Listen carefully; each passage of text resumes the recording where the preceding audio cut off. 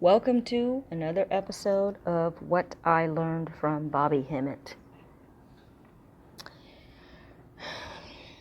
This is part 4, and I will continue with my notes. Note number 6, and we don't have much more to go here. Let me look at what this says.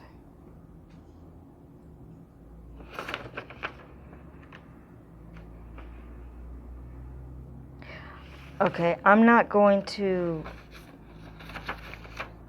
repeat point number 6.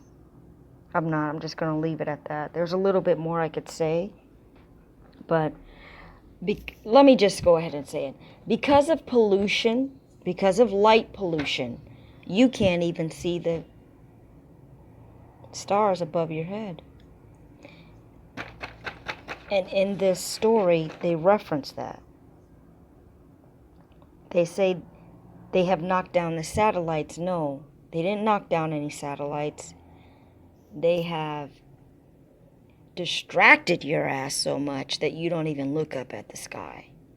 And they have created air pollution. They have created air pollution and light pollution in the city areas such that you can't even see the stars above your head, which are millions and millions and trillions and billions of stars. If you went out in the desert somewhere, there's so many shimmering diamonds. And do I need to tell you that Rihanna's song is an occult song? It's telling you about your ancestors being diamonds in the sky. Shine bright like a diamond.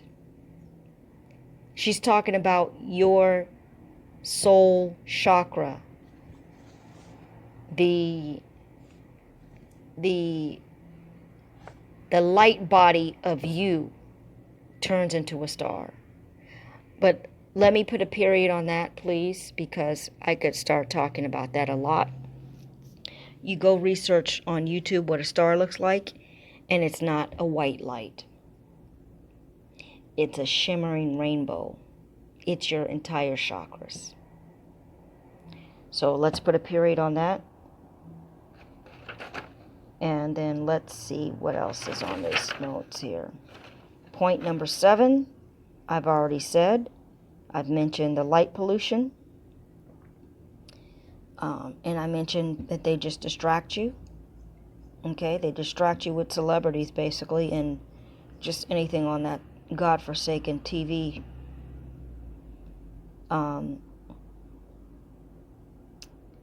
So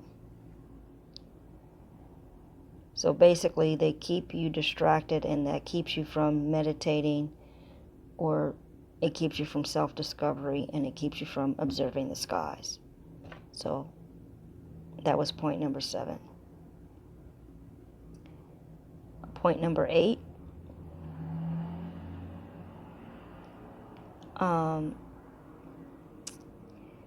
And these notes that I wrote is something directly said in the story. A character said this. There is something inside of you. That's why you have... I don't even know what that...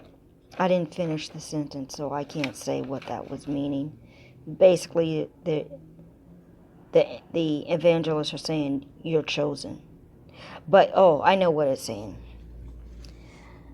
They're indirectly talking about your pineal gland. Because when they say to him, there is something inside of you that's why we have come to you. Why are they coming only to that guy? Because he represents a black person. And inside your pineal gland is the light of your soul.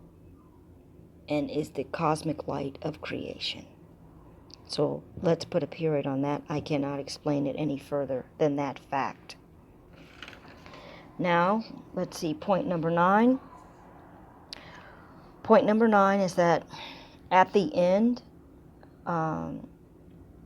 The evangelists are in a group with people. They have collected the little people they've collected the people in the neighborhood that agreed to go with them.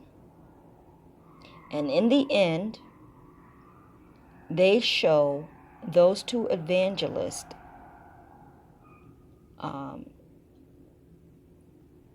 how do I say this? Suddenly emerging with wings of light. Okay? So basically, the occult and metaphysical meaning of that is that they represent angels, that they are angels. And I already told you what an angel is. It's equivalent to God. God and angel are the same because you're just it's an angle of light. So they show you that specifically. Specifically, those people sprout wings of light and then they ascend as light. Number 10, point number 10, it says, please note it is rare for them to put a black person as the main character. All right. So please pay attention to that. If they have a black character that they haven't fucking killed, and that person is playing a main role, there's some occult hidden information there. You know? They are showing you what is that? In plain sight, hidden in plain sight. All right? So they're literally telling you this black woman is an angel. And I'm using that term so you can understand. Because there's a more deeper meaning than just angel. But they're acknowledging the occult truth that she is an angel according to her DNA. And I always say according to her DNA so that you can understand the science of it. I say because you can't just go out and tell people you're a god because they won't get it. But if you connect, if you give them a little piece of knowledge that explains, look, it's according to your DNA. Okay, then there's a way they can make a connection. Because if they study the DNA or they know anything about the DNA, then they can agree with the science of the DNA, and they know that their DNA is the most powerful and the strongest and most adept and the thing that adapts the most and the thing that people are paying thousands of dollars for, and etc. Okay? So I always say according to your DNA, so that it is a way for somebody to understand the concept of their godness. So, let me repeat this here. Point number 10 says, please note, it is rare for them to put a black person as the main character. So this also is emphasizing what in the heck does it say? The something of the melanin. Oh, excuse me, the power of the melanin. Excuse me. So it's recognizing the power of the melanated person. Period. We'll put a period on that point. And then I have something here that says, my friends, what are these decodings telling you again and again and again and again? What are they telling you? What are these decodings telling you? What is it telling you that I can point out information in 20 movies now?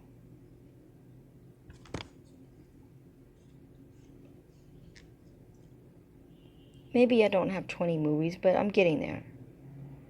If I can point out this information and you can see the pattern in the sci-fi, What is this telling you? It's telling you that they know about you.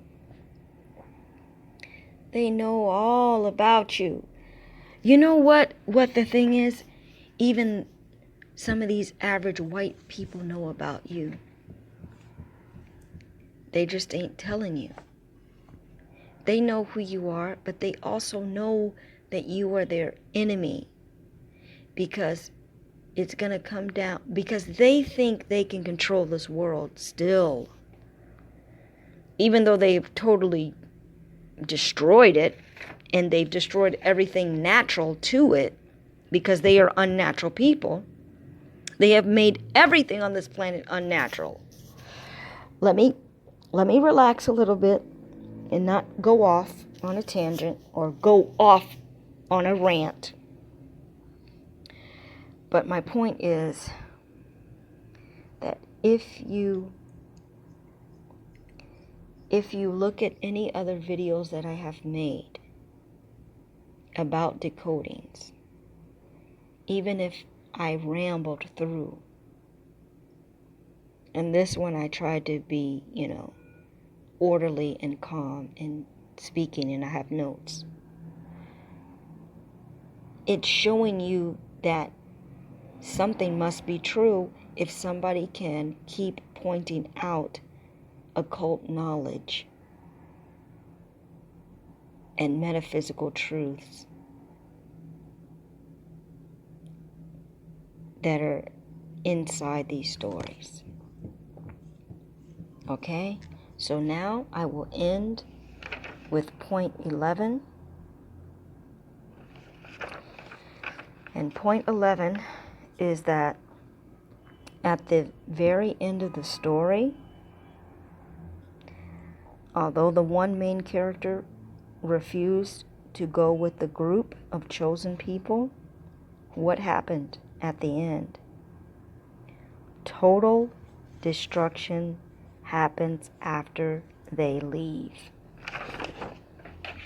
After the evangelists leave, after the angels leave, after they collect the chosen people, and they ascend as light bodies, the world starts to fold and collapse in total destruction. Like earthquakes and stuff like that. That's what's going to happen. Thank the gods that we are.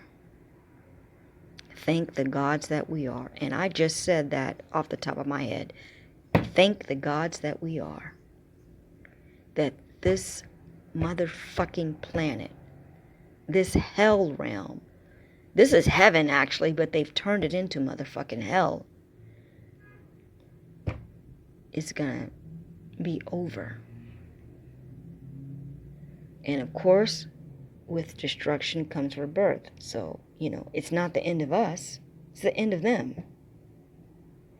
So, anyway, I just want to add one little thing more.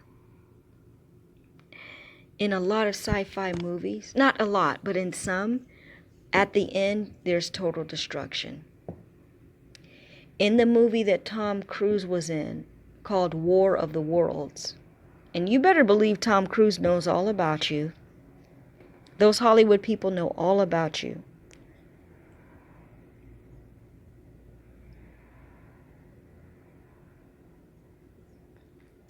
In the War of the Worlds, the aliens came back, quote unquote aliens, and they destroyed the world, right? And who were they shooting down? Who were they destroying? Who did they show being destroyed? The beast people. So anyway, I just wanted to add that onto it. That's something you can start observing. When you see all hell cut loose at the end of movies where, the world gets destroyed, my friends, that is exactly what you want to happen. That is exactly what is going to happen, even if you don't understand how. It's going to be your higher selves, and the energy is going to build so much. It's going to be at a mass capacity level that it just burst. And I could say more, but I'm going to put a period on that. Just try to wake somebody up, because every awakened person adds to the coming destruction more quickly of this effery that we live in. And yeah, I have to stop now. I must stop now. There's something else I want to say to explain that concept. I will say it at another time. So, that ends another episode of what I learned from Bobby Hemmett. The series that was Twilight Zone. And this episode was called Chosen. And if it wasn't, okay, whatever the hell it should be called, Chosen. Yeah, I think it's called The Chosen. I don't know why I'm second guessing myself, but I didn't write it down really. And I saw that episode a long time ago, like a year ago. But I saw it again and I thought, okay, this has enough substance for me to decode it. So let me go ahead and do that and share yet another ruby of knowledge with someone that can wake up. So again, I want to thank Uncle Bobby for just the time that was meant for him to wake, and wherever he is now. I don't really want to get into like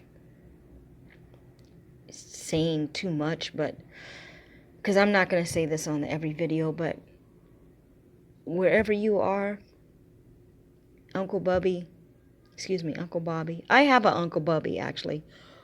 That's a whole nother story. A bad story. Because his organs were taken in the hospital. Why? Because this idiot wrote down himself as a volunteer organ donor.